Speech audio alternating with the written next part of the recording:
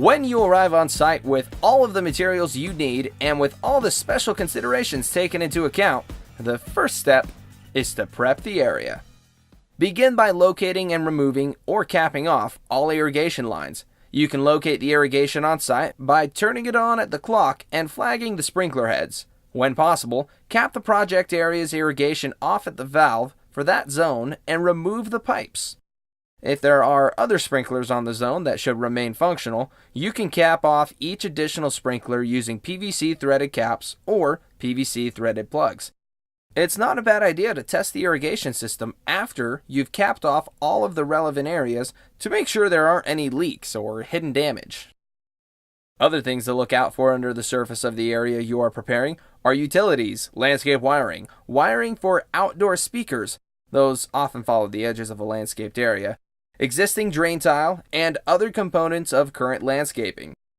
Plan to protect these components. For instance, move all wiring 6 inches or so away from the edges of your installation area to prevent them from being punctured by the landscape nails during installation. Install conduit or sleeving if there are potential additions to the landscaping in the future. Once you have accounted for all of the underground wiring and hazards, you can begin to remove the vegetation on site. I highly suggest using a sod cutter here. Far be it from me to tell you how to live your life, though. One pass will remove the sod, and a second pass will remove the remaining roots and soil necessary for installation. Should roots or natural thatch remain, you may need to go deeper. Typically, 3 to 4 inches of existing landscaping is removed. On larger jobs, a skid steer might be more efficient.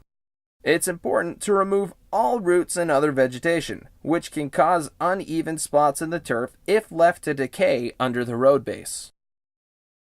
At this point, you can install drainage, conduit, and any other components that need to remain under the turf. This is also the time to install edging or bender board in areas where the project area borders natural turf or a landscape area.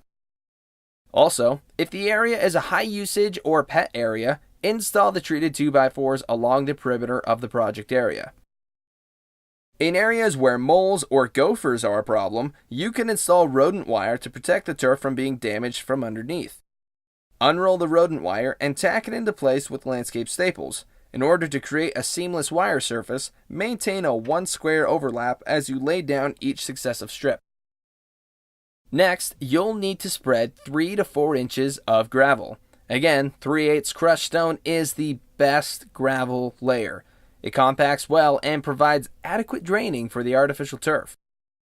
Use a plate compactor to achieve a smooth surface, avoiding abrupt mounds and divots. The surface does not need to be perfectly flat or straight, but it should be smooth, and contours should be shaped to direct water for proper drainage of the site. Pay attention to the relative height of the base layer, especially next to sidewalks, driveways, patios, or other hardscapes. The top of the grass should be 1/2 inch to 3/4 inches higher than any adjacent hardscape. Measure the height of the grass blade and subtract 1/2 inch to determine how far below the top of the hardscape should reach. A smooth, slightly crowned grade gives the most natural appearance. Lightly wet the base layer and continue to pass the plate compactor over the base layer until you have reached a compaction rate of 90%. When dry, the project area should be smooth and firm to ensure that there are no unwanted bumps under the artificial grass. Alright, once the base is spread, compacted, and graded, properly aligned with the edging and at the proper height next to hardscapes, you are ready to install the turf.